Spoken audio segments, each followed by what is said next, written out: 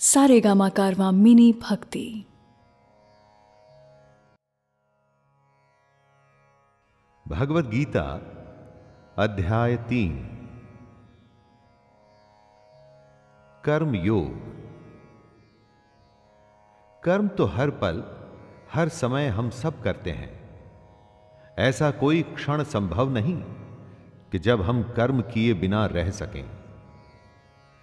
कुछ कर्म झूठ और फरेब से भरे होते हैं और कुछ कर्तव्य के लिए किए जाते हैं। तो फिर ऐसे कौन से कर्म हैं जो हमें हमारे लक्ष्य तक ले जाएंगे? उसी के एनालिसिस श्री कृष्ण हमारे लिए करेंगे और हम उसे आम जन जन की भाषा में, यानी कि आपकी ही बोली में आपके लिए लाए हैं। मैं शैलेंद्र भारती प्रणाम के साथ गीता के अध्याय 3 को प्रस्तुत करता हूं। अर्जुन उवाच ज्यायसी चेत् कर्मणस्ते मता बुद्धिर्जनार्दन तत्किं कर्मणि घोरे मां नियोजयसि केशव। अर्जुन पूछते हैं, हे जनार्दन, यदि आपको कर्म के मुकाबले ज्ञान बेहतर लगता है तो फिर हे केशव, मुझे भयंकर कर्म में क्यों लगाते हैं? कृष्ण ज्ञान को कर्म से अधिक बेहतर बताते हैं। तो उस हालत में यह सवाल उचित बनता है कि वह अर्जुन को कर्म करने के लिए, मतलब युद्ध करने के लिए क्यों कह रहे हैं? क्योंकि अगर ज्ञान की ही बात है तो वो तो अर्जुन कृष्ण से ले ही रहे हैं। तो अपनों को मारने के ऐसे भयंकर युद्ध में कृष्ण उन्हें क्यों लगा रहे हैं? दोस्तों, कितनी ही बार हमारे मन में ऐसे प्रश्न आते हैं कि कर्म आखिर क्यों करना?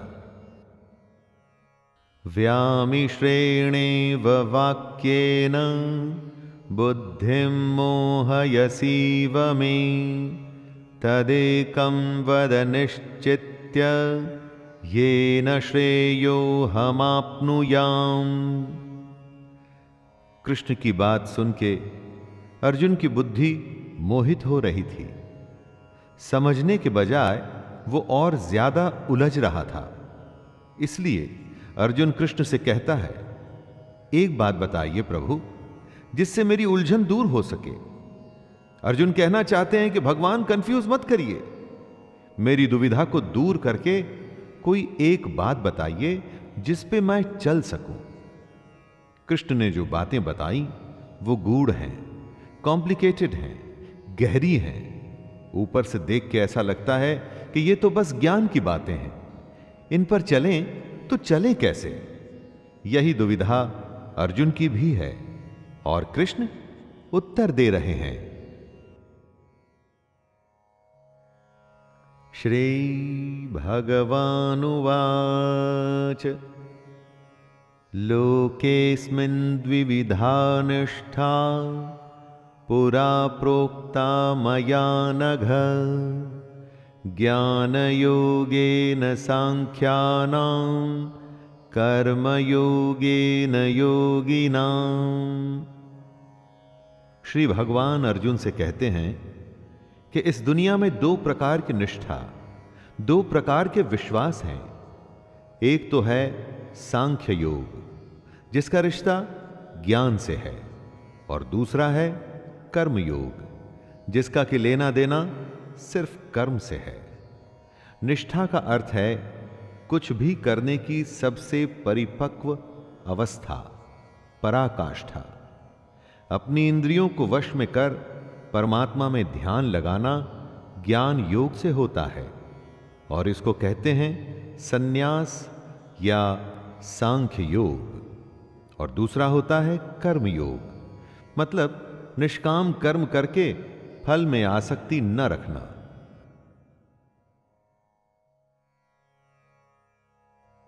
न कर्मणामनारंभान् नैष्कर्म्यं पुरुषोष्णुते न च सन्न्यासनादेव सिद्धिं समधिगच्छति।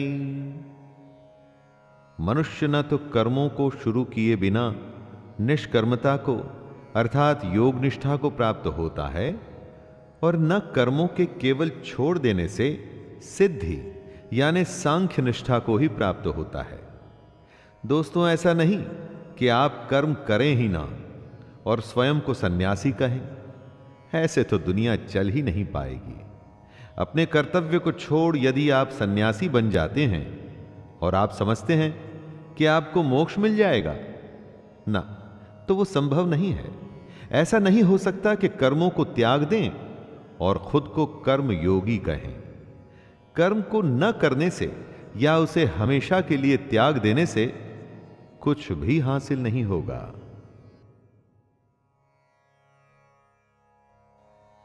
नहि कश्चित् क्षणमपि जातु तिष्ठत्य कर्म कृत् कार्यते ह्यवशः कर्म सर्वः प्रकृतिजैर्गुणैः। ऐसा हो ही नहीं सकता कि मनुष्य किसी भी काल में क्षण मात्र भी बिना कर्म किए रह जाए। हमारी दुनिया ऐसी है, हम चाहें या न चाहें कर्म तो हमें करना ही पड़ेगा। कर्म न करना भी कर्म करना ही है। जिस तरह हम इस दुनिया में आए हैं, जिस तरह से प्रकृति ने हमें, नेचर ने हमें बनाया है, उसका गुण यही है कि हम हर समय कर्म करें। प्रकृति में कभी कुछ रुकता नहीं। सांसें चलती हैं, समय चलता है, जीवन का चक्का चलता ही रहता है। जब तक जीवन रहेगा तो कर्म भी रहेगा। इसीलिए यह आवश्यक है कि कर्म को समझा जाए और समझ के उसे किया जाए। कर्मेन्द्रियाणि संयम्य य आस्ते मनसा स्मरन् इंद्रियार्थान् विमूढ़ात्मा मिथ्याचारः स उच्यते। जो सिर्फ दिखावे के लिए अपनी इंद्रियों को जबरदस्ती ऊपर से रोककर लेकिन अंदर मन से हमेशा उन्हीं के बारे में सोचता है, वह मिथ्याचारी अर्थात दंभी कहा जाता है। मतलब झूठा और घमंडी। खाना खाने से तो मना कर दिया, लेकिन हमेशा खाने और उसके स्वाद के बारे में ही सोचता रहे, तो यह कैसा उपवास हुआ? इसे व्रत नहीं माना जाएगा। कितने ही साधु सन्यासी आपको मिलेंगे जो कहते हैं कि उन्होंने दुनिया को त्याग दिया है, कर्म को त्याग दिया है, लेकिन अगर उनके मन में इस दुनिया के लिए अभी भी लालसा है, इच्छा है, तो कृष्ण उन्हें झूठा और पाखंडी बताते हैं। यस्त्विन्द्रियाणि मनसा नियम्यारभतेऽर्जुन कर्मेन्द्रियैः कर्मयोगम् असक्तः स विशिष्यते। हे अर्जुन, जो पुरुष सच्चे मन से इंद्रियों को कंट्रोल में कर उनसे बिना लगाव लगाए काम करता है, वो ही कर्मयोग का पालन करता है, वही श्रेष्ठ है। कृष्ण एक तरह से चेतावनी दे रहे हैं कि इंद्रियों को वश में तो करना ही है, परंतु साथ ही साथ मन का उन इंद्रियों से किसी भी विषय से लगाव नहीं होना चाहिए। उसे ही कर्म योग माना जाएगा। जब इंद्रियां वश में होती हैं तो आप कुछ भी करने में संभव होते हैं। किसी भी तरह की कोई बाधा, डिस्टरबेंस आपको आपके काम से रोक नहीं सकती। और अगर आप इंद्रियों के वश में हैं तो चाहे वो स्वादिष्ट खाने की महक ही क्यों ना हो, कोई रूपसी नारी ही क्यों ना हो, आसपास का शोर ही क्यों ना हो, छोटी या बड़ी हर बाधा आपको आपका काम करने से रोकेगी। नियतं कुरु कर्म त्वं कर्म ज्यायो ह्यकर्मणः शरीरयात्राणि च ते न प्रसिद्धयेद कर्मणः। हे अर्जुन, तू केवल कर्तव्य निभा, क्योंकि कर्म न करने के मुकाबले कर्म करना बेहतर है, तथा कर्म न करने से तेरा जिंदा रहना भी तो पॉसिबल नहीं। अर्थात तू शस्त्र उठा और युद्ध कर, अपना कर्म कर, क्योंकि यह कर्म न करने से कहीं अच्छा है। कहने का अर्थ है कि कर्म तो बहुत सारे हैं, लेकिन उसमें से एक चुना हुआ है। उस चुने हुए को ही निर्धारित कर्म कहते हैं। अपनी मर्जी से अगर आप कर्म चुन लेंगे तो उसे निर्धारित नहीं माना जाएगा। आपको अपना कर्तव्य समझकर अपना कर्म चुनना होगा, अथवा जो कर्म आपको मिला है उसे अपना कर्तव्य समझकर निभाना होगा। यज्ञार्था कर्मणोऽन्यत्र लोकोऽयं कर्म बन्धनः तदर्थं कर्म कौन्तेय मुक्त संगः समाचर। इस श्लोक में कृष्ण पूरे समाज की भलाई वाले कर्म को समझा रहे हैं। यज्ञ वो होता है जिसमें सब शामिल होते हैं। कृष्ण कहते हैं, यज्ञ के लिए किए जाने वाले कर्मों से ही ये मनुष्य समुदाय कर्मों से बंधता है। इसलिए हे अर्जुन, तू इच्छाओं को छोड़कर उस यज्ञ के लिए ही भली भांति कर्तव्य कर्म कर। यज्ञ अर्थात समाज और प्रजा की भलाई के लिए किया गया निस्वार्थ काम। हमको भी अपने कर्तव्यों को यज्ञ समझ ऐसे कामों में अपना योगदान देना चाहिए जिससे समाज का भला हो। अगर हम सब अपने काम को यज्ञ समझ उसे सम्मान पूर्वक करें तो सबका भला होगा। इसे ही आप निर्धारित कर्म भी मानिए।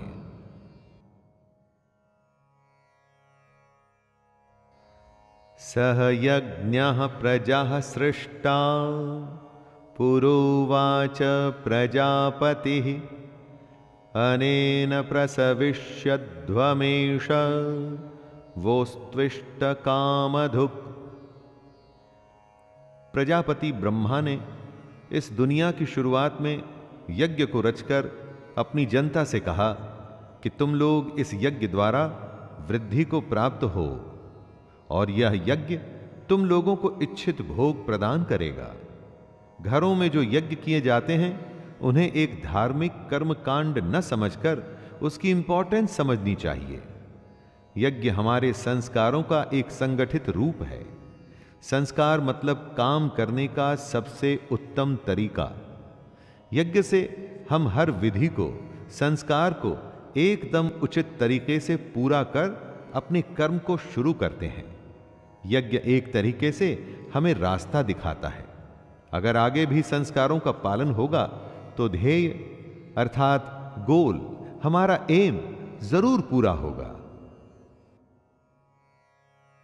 देवान् भावयतानेन ते देवा भावयन्तु वः परस्परं भावयन्तः श्रेयः परमवाप्स्यथ। ब्रह्मा कहते हैं कि यज्ञ से सब लोगों को, देवताओं को खुश करना चाहिए, और फिर वो देवता खुश होके हम सबकी भलाई करेंगे। इस प्रकार निस्वार्थ भाव से एक दूसरे को उन्नत करते हुए तुम लोग परम कल्याण को प्राप्त हो जाओगे। यज्ञ तरीका है देवताओं को खुश करने का, और उसके बदले में देवता आपको खुश रखते हैं, आपकी उन्नति करते हैं। इसलिए काम शुरू करने से पहले, कुछ भी शुभ करने से पहले ईश्वर का नाम लेने का विधान है। यही ईश्वर का नाम जब सही तरीकों, सही पद्धति, सही मेथड्स के साथ किया जाता है उसे यज्ञ कहते हैं। यज्ञ को अपने और देवताओं के बीच का एक मीडियम मान लीजिए, जिससे दोनों के बीच संबंध बना रहता है।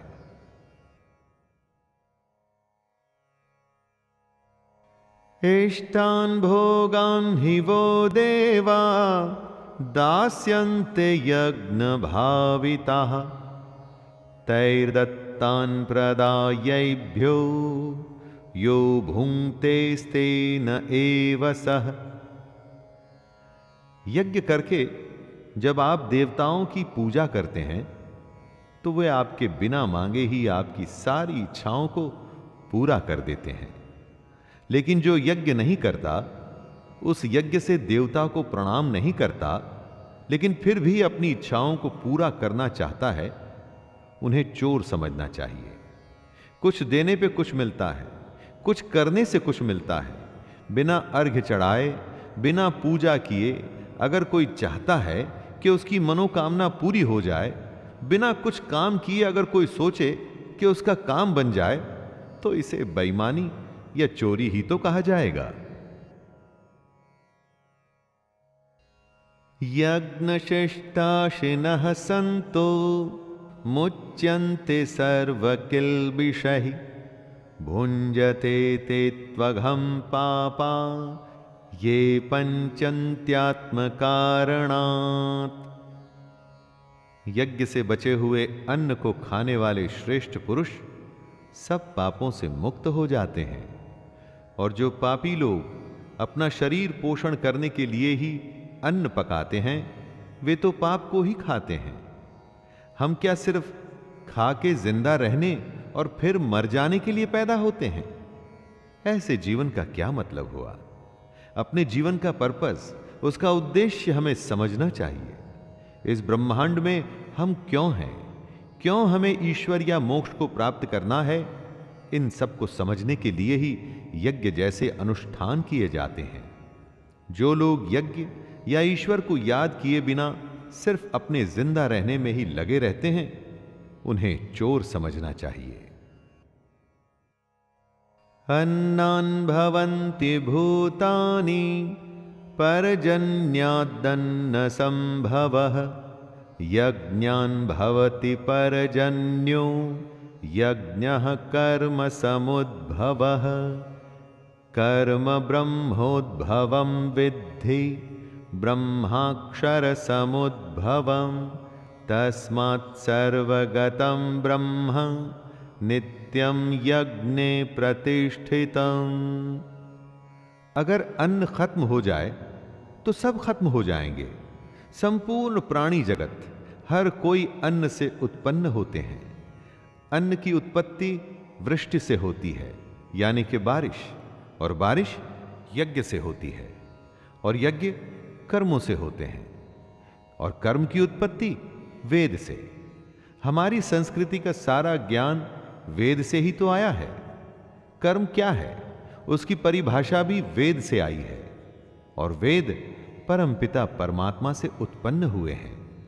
वेद ईश्वर से आया ज्ञान है। वेद से आगे और वेद से बड़ा कुछ भी नहीं। इससे दोस्तों ये सिद्ध होता है कि यज्ञ और ईश्वर में सीधा संबंध है।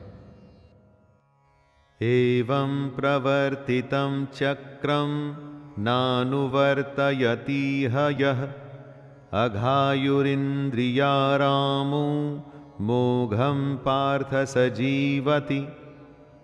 कृष्ण कह रहे हैं, हे पार्थ, जो पुरुष परंपरा से नहीं चलता, जो सृष्टि चक्र प्रकृति के नियमों का पालन नहीं करता, मतलब जो अपने कर्तव्य का पालन नहीं करता, वह इंद्रियों के द्वारा भोगों में रमण करने वाला पापायु पुरुष व्यर्थ ही जीता है। ऐसा पुरुष, ऐसा इंसान बस इंद्रियों के वश में होकर के जिंदा रहता है, जीता है और मर जाता है। उसके जीवन मृत्यु का चक्कर चलता ही रहता है, चलता ही रहता है।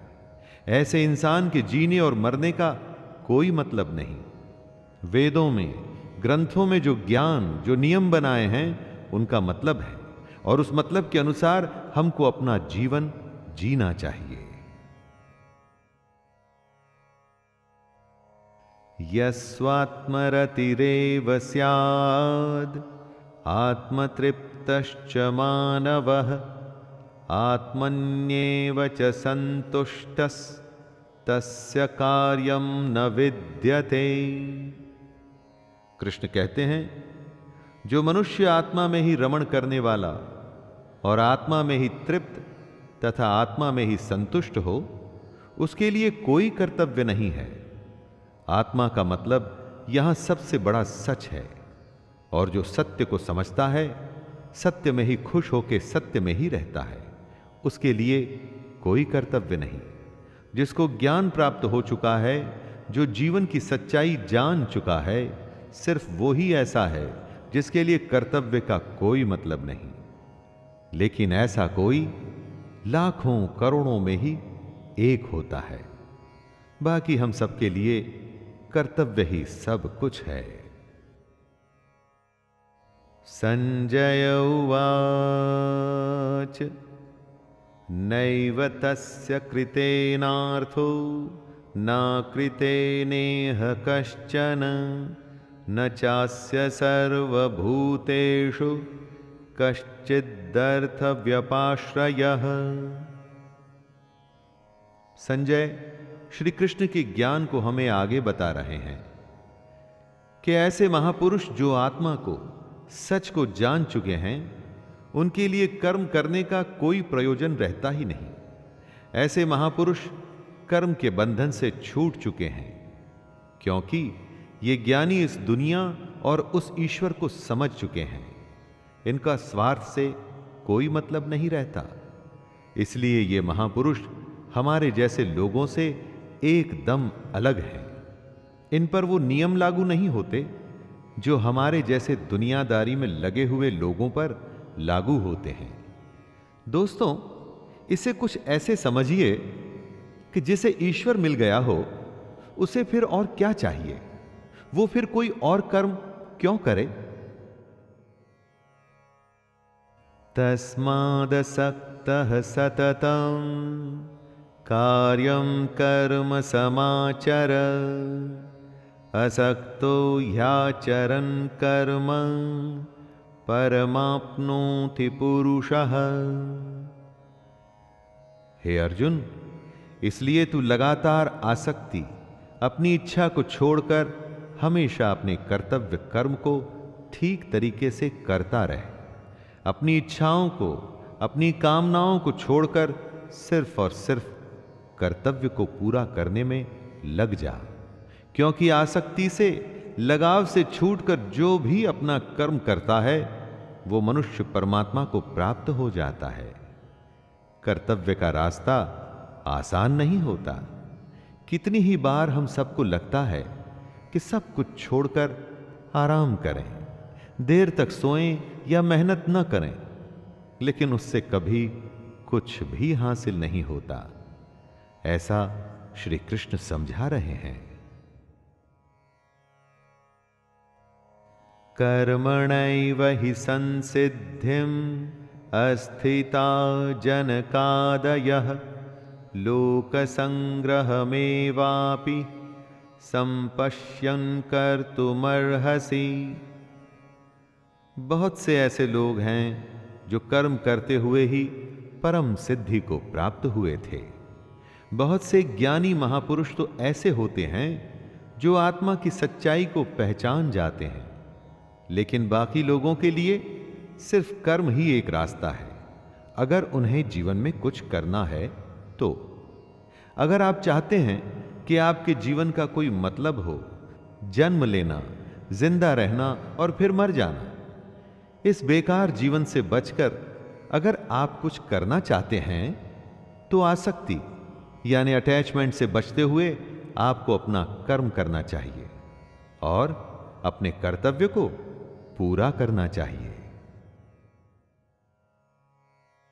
यद्यदाचरति श्रेष्ठस्तत्तदेवेतरो जनः स यत्प्रमाणं कुरुते लोकस्तदनुवर्तते।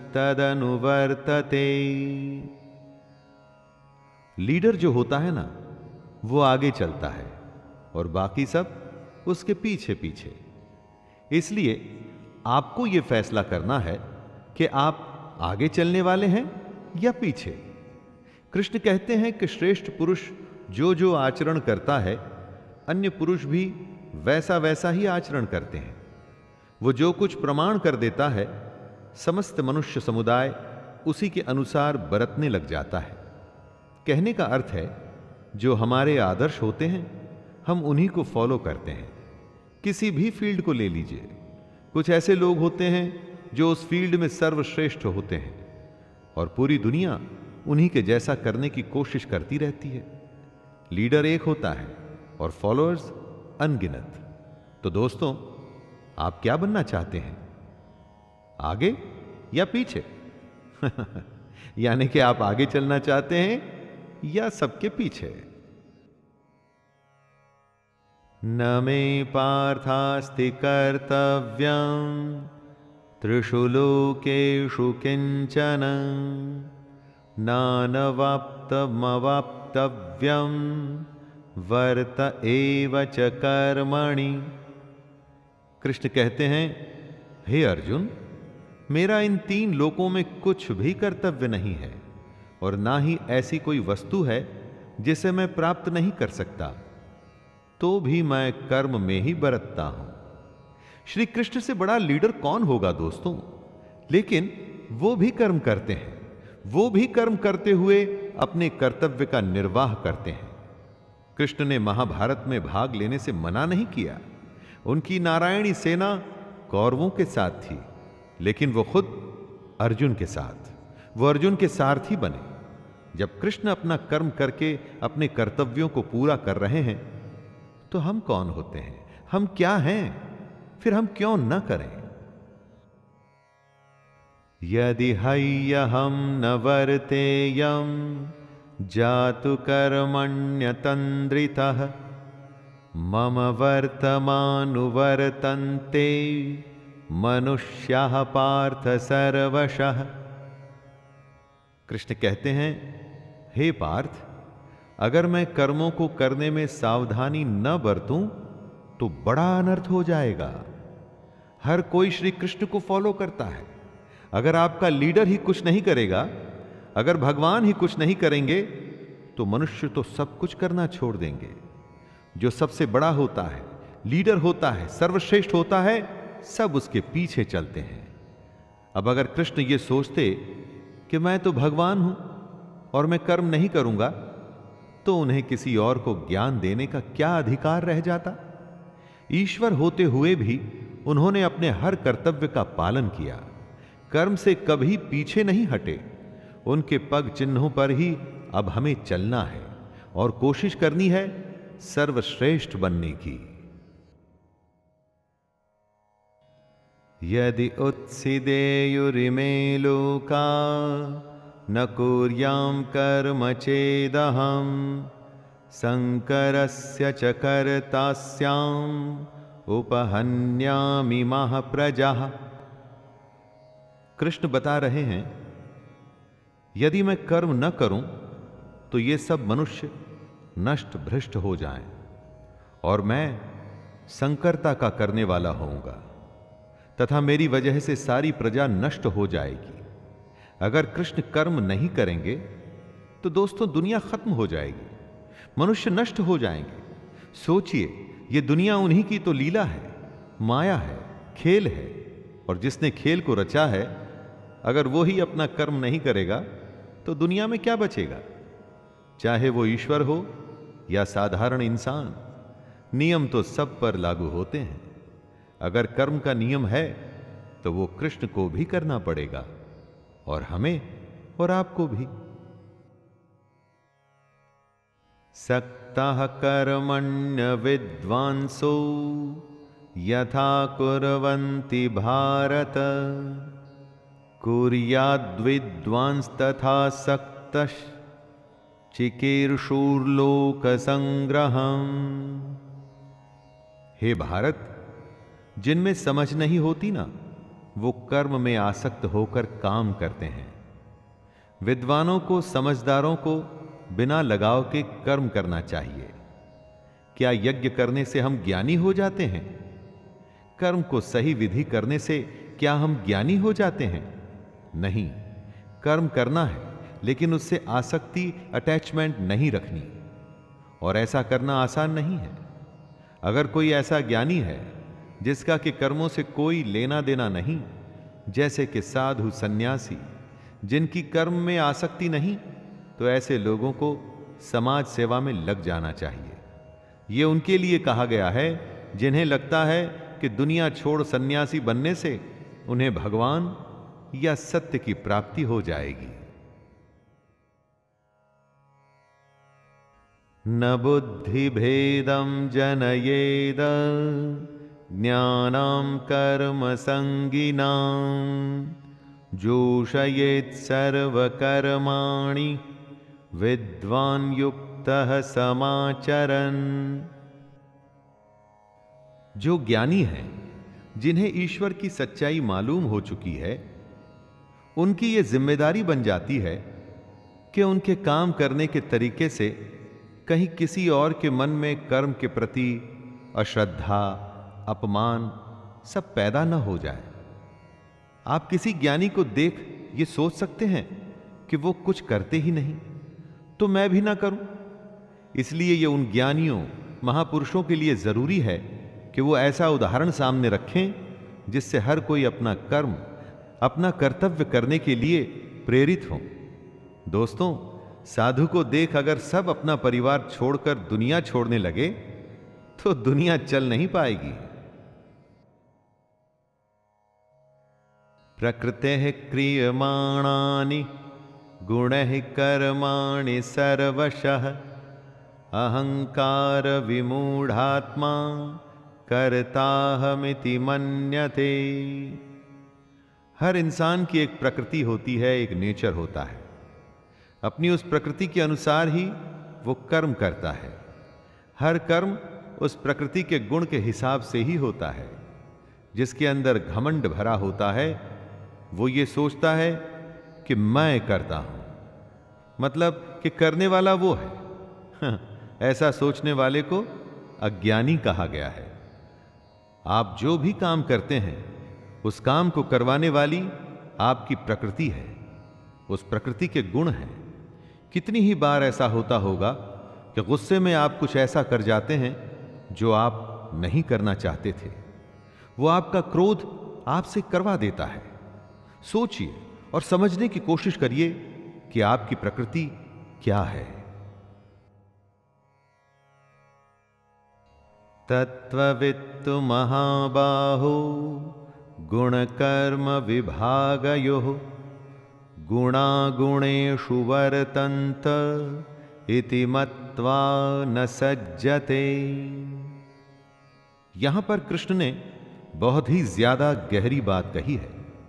सात्विक, राजसिक और तामसिक 3 तरह की प्रवृत्तियां होती हैं। फिर उनके गुण विभाग और कर्म विभाग होते हैं। इस तरह से समझ लीजिए कि अलग अलग नेचर के एट्रीब्यूट्स होते हैं। इन्हीं गुणों की वजह से आप कर्म करते हैं। जैसे अगर तामसिक गुण रहेगा तो आप आलस या नींद या इसी तरह के बुरे कर्म करेंगे। राजसी गुण वाला बात बात पर शौर्य, बहादुरी दिखाने की कोशिश करेगा। जो ज्ञानी होते हैं वो जानते हैं कि यही गुण उनसे कर्म करवा रहे हैं। और जो ज्ञानी नहीं होते, हम जैसे ज्यादातर लोग, वो समझते हैं सब कुछ वो ही कर रहे हैं। प्रकृतेर्गुण सम्मूढ़ाः सज्जन्ते गुण कर्मसु तान् कृत्स्न विदो मंदान् कृत्स्न विन्न विचालयेत्। कर्म में लगे हुए ज्ञानियों को यह जानना चाहिए कि गुण ही उनसे कर्म करवाते हैं, वो खुद कुछ भी नहीं करते। और जब ज्ञानी इस बात को समझ लें तो यह उनकी जिम्मेदारी होती है कि वो अज्ञानियों को समझाए कि कर्म ही उनका धर्म है। ज्ञानी अर्थात कि पहुंचे हुए लोग, ये लोग जान जाते हैं कि उनके अंदर के गुण आते जाते रहते हैं, बदलते रहते हैं, और इन्हीं गुणों के अनुसार उनके कर्म भी बदलते रहते हैं। इसीलिए वो इन कर्मों को करने वाला खुद को कभी नहीं मानते, बस काम करते हैं और बाकी सब कुछ ईश्वर को सौंप देते हैं। दोस्तों, हमें भी बस कर्म करके बाकी सब कुछ उस पर छोड़ देना चाहिए। मयि सर्वाणि कर्माणि सन्नः यस्याध्यात्म चेतसा निराशिर्निर्ममो भूत्वा युध्यस्व विगतज्वरः। कृष्ण अर्जुन से कहते हैं कि तू मुझ अंतर्यामी परमात्मा में अपने सारे कर्मों को अर्पण कर दे। आशा को छोड़, ममता को छोड़ और दुख को दूर करके युद्ध कर। दोस्तों, अपने सारे कर्म हमें भगवान को सौंप देने चाहिए। कोई आशा नहीं, ममता नहीं और कोई दुख नहीं, कुछ भी भाव नहीं होना चाहिए। तू जा, बस युद्ध कर। इसी को आप फॉर्मूला मान लीजिए सफलता का। जी हां, सफलता का। कुछ भी करने का, आगे बढ़ने का, आशा, ममता, दुख सब कुछ भूल के बस काम में लग जाइए और उन्नति करते जाइए।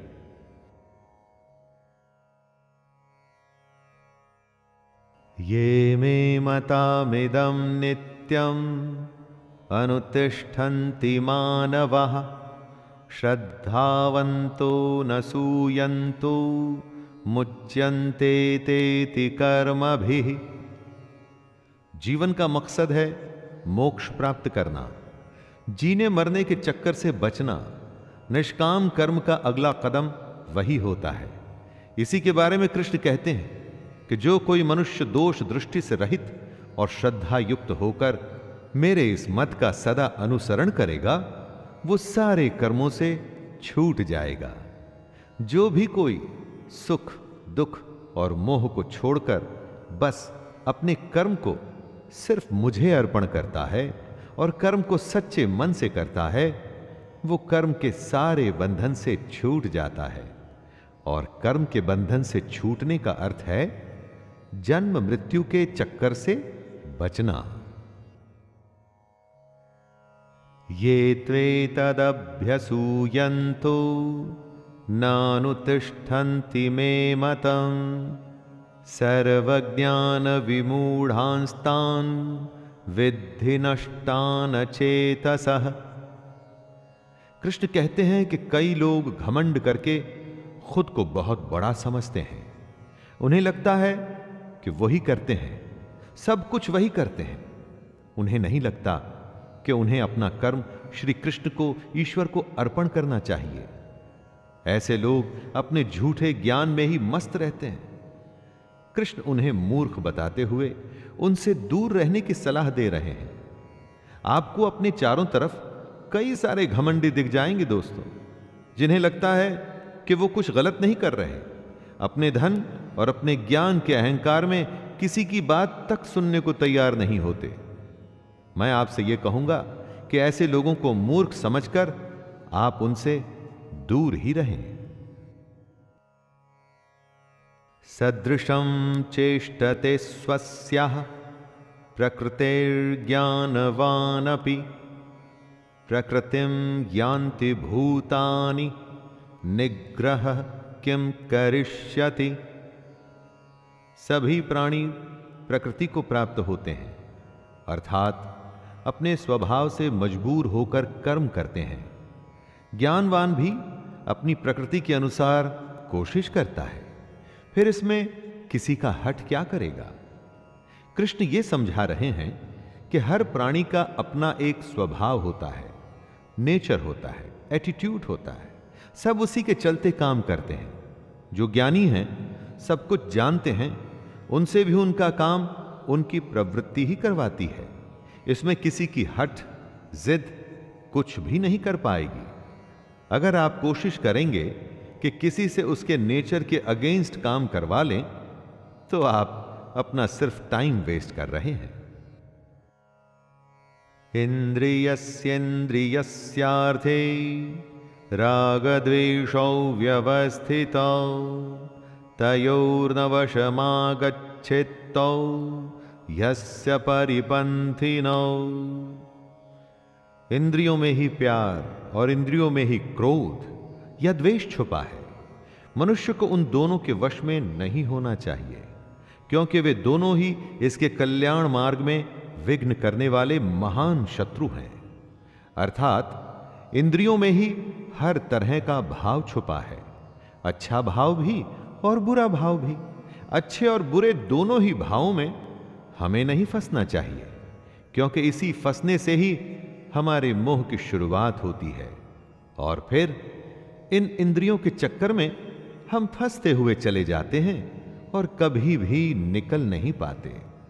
काम, क्रोध, मद, लोभ और मोह को हमें अपना शत्रु मानना चाहिए। श्रेयान् स्वधर्मो विगुणः परधर्मात् स्वनुष्ठितात् स्वधर्मे निधनं श्रेयः परधर्मो भयावह। कृष्ण कहते हैं, अच्छी प्रकार आचरण में लाए हुए दूसरों के धर्म से गुण रहित भी अपना धर्म अति उत्तम है। अपने धर्म में तो मरना भी कल्याणकारक है और दूसरे का धर्म भय को देने वाला है। हर किसी को अपना कर्तव्य, अपना कर्म और अपना धर्म ही करना चाहिए। कृष्ण कहते हैं कि अगर अपने धर्म के लिए मरना भी पड़े तो भी अच्छा है, लेकिन कभी किसी दूसरे के धर्म को स्वीकार नहीं करना चाहिए। कोई बेहद कमजोर, जिसे खुद पर विश्वास न हो, दूसरे के धर्म को अपनाता है। जिसमें थोड़ा सा भी आत्मसम्मान होता है ना, वो कभी दूसरे के धर्म को नहीं अपनाता।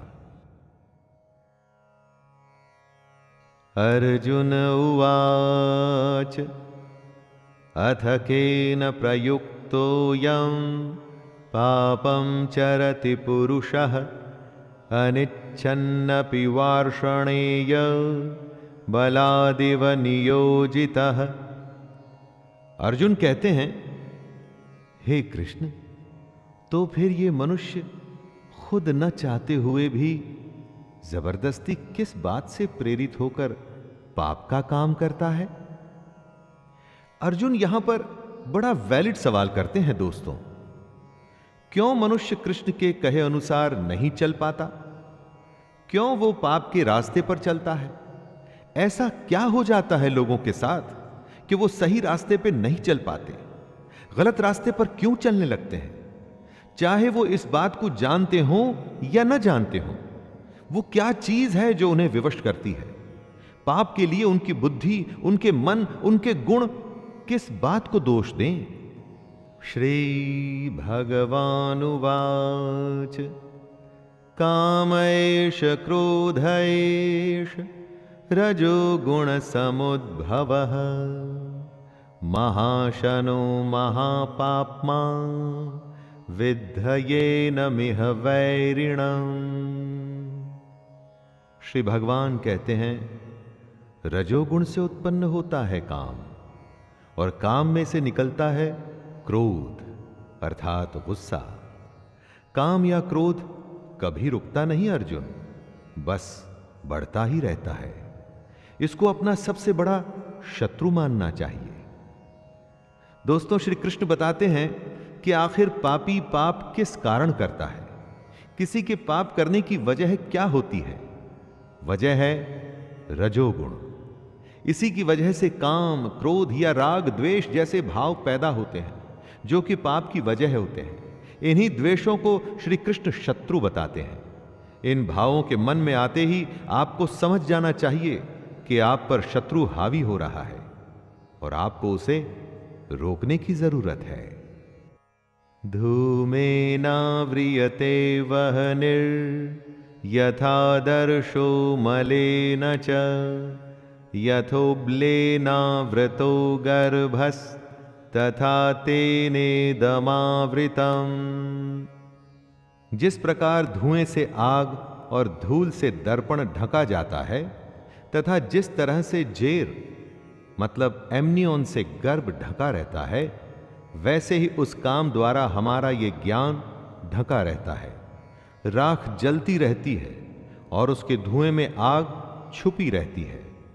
शीशे पर अगर धूल हो तो चेहरा साफ नहीं दिखता। उसी तरह से जब ये काम, क्रोध जैसे विकार, ये जो कमियां हैं, हमारे अंदर में मौजूद ज्ञान को छुपा के रखती हैं। सब कुछ हमारे अंदर है, बाहर कुछ भी नहीं। ये ऐब, कमियां हमारे अंदर रहकर असली ज्ञान को छुपाकर एक तरह से हमें विवश कर देती हैं और हमें पाप करने के लिए उत्साहित करती हैं। इसलिए श्री कृष्ण इन्हें शत्रु बताते हैं।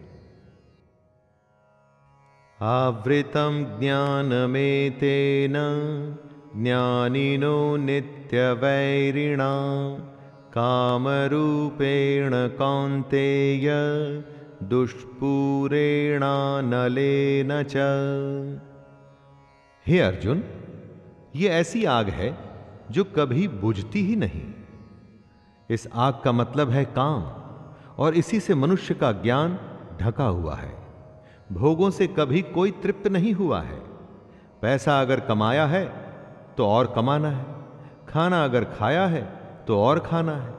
भोगों का कोई अंत नहीं होता, बल्कि ये भोग मनुष्य का अंत करके ही मानते हैं। जैसे आग को अगर ईंधन मिलता रहे तो वो कभी बुझती नहीं। इन भोगों को जब आप बढ़ाते हैं तो आप जलती हुई अग्नि में ईंधन ही डाल रहे हैं। काम, क्रोध, मद, लोभ और मोह को नियंत्रण में रखना ही इस आग को बुझाने का एक तरीका है। इंद्रियाणि मनोबुद्धिरस्य अधिष्ठानमुच्यते एतैर्विमोहयत्येष ज्ञानमावृत्य देहिनम्। कृष्ण अर्जुन को समझा रहे हैं कि इंद्रियां, मन और बुद्धि ये सब इसके घर कहे जाते हैं। ये काम इन मन, बुद्धि और इंद्रियों द्वारा ही ज्ञान को कवर करके जीवात्मा को मोहित करता है। काम, क्रोध जैसे विकार, कमियां इंद्रियों, मन और बुद्धि में रहते हैं। ये इनके घर हैं जहां इनका निवास होता है। घर में रहकर ये कमियां घर के मालिक को मोहित कर उसे ही खत्म करने की कोशिश करती हैं। कुछ अच्छा देख मन में लालच आता है। काम पूरा न होने पर क्रोध आता है। इसी तरह से ये कमियां हमारे दिल दिमाग पर कब्जा करना शुरू करती हैं और हम हमेशा इनके वश में रहते हैं। तस्मात्त्वमिन्द्रियाण्यादौ नियम्य भरतर्षभ पाप्मानं प्रजहिह्येनं ज्ञान विज्ञान नाशनम्। हे अर्जुन, तू पहले इंद्रियों को संयमित कर। इस ज्ञान और विज्ञान का नाश करने वाले महान पापी काम को कुछ भी करके बलपूर्वक मार दे। कृष्ण अर्जुन को सलाह देते हैं दोस्तों कि इससे पहले ये काम, क्रोध जैसे शत्रु तुझ पर कब्जा कर लें, तू अपनी इंद्रियों को वश में करके अपने काम, क्रोध को मार दे। ये काम और क्रोध ही हैं जो हमारे अंदर मौजूद ज्ञान को खत्म कर उसमें शंका भरते हैं, हमें हमारे रास्ते से भटकाते हैं। कितनी ही बार आपके साथ भी होता होगा कि कोई जरूरी काम करते हुए आराम करने का मन करता होगा। बस यही वो समय होता है दोस्तों, जब आपको अपनी इंद्रियों को वश में करना होता है। इंद्रियाणि पराण्याहुर इंद्रियेभ्यः परं मनः मनसस्तु परा बुद्धिर् यो बुद्धिः परतस्तु सः। इंद्रियों को स्थूल शरीर से बेहतर, बलवान और सूक्ष्म यानी कि सटल कहते हैं। इन इंद्रियों से बेहतर मन है, मन से भी बेहतर बुद्धि है, और जो बुद्धि से भी बड़ा है वो आत्मा है। कृष्ण कहते हैं कि हमारे शरीर से श्रेष्ठ हमारी इंद्रियां हैं। सही बात है, किसी भी शरीर को उसकी इंद्रियां पल भर में वश कर लेती हैं, लेकिन इंद्रियों से बड़ा मन है। आप अपने मन से इंद्रियों को कंट्रोल कर सकते हैं, और मन से बड़ी बुद्धि है। गहरी बात है दोस्तों, इस बात को ध्यान में रखिएगा। तो अभी तक सबसे बड़ी हुई बुद्धि, और बुद्धि से बड़ी है आत्मा, और इसी आत्मा को समझने का ये सारा खेल है। एवं बुद्धिः परं बुद्धवा संस्तभ्यात्मानमात्मना जहि शत्रुं महाबाहो कामरूपं दुरासदम्। कृष्ण अपनी बात को समझाते हुए कह रहे हैं कि हे अर्जुन, इस प्रकार बुद्धि से बेहतर अर्थात सूक्ष्म, बलवान और अत्यंत श्रेष्ठ आत्मा को मान। बुद्धि से अपने मन को वश में कर, और हे महाबाहो, तू इस काम रूप दुर्जय शत्रु यानी कि इनविंसिबल एनिमी को मार डाल। बुद्धि से मन को वश में करना है। अगर मन वश में हो गया तो आप इंद्रियों को भी वश में कर लेंगे। जब मन और इंद्रियां आपके वश में हैं तो फिर उसका अगला कदम होगा आत्मा के पास पहुंचना। आत्मा परमात्मा का ही एक रूप है और आपकी बुद्धि आपको आपकी आत्मा के करीब पहुंचा सकती है। तो दोस्तों, ये था भगवत गीता का अध्याय 3 और यहीं पर आज्ञा दीजिए आपके अपने शैलेंद्र भारती को। धन्यवाद। जय श्री कृष्ण।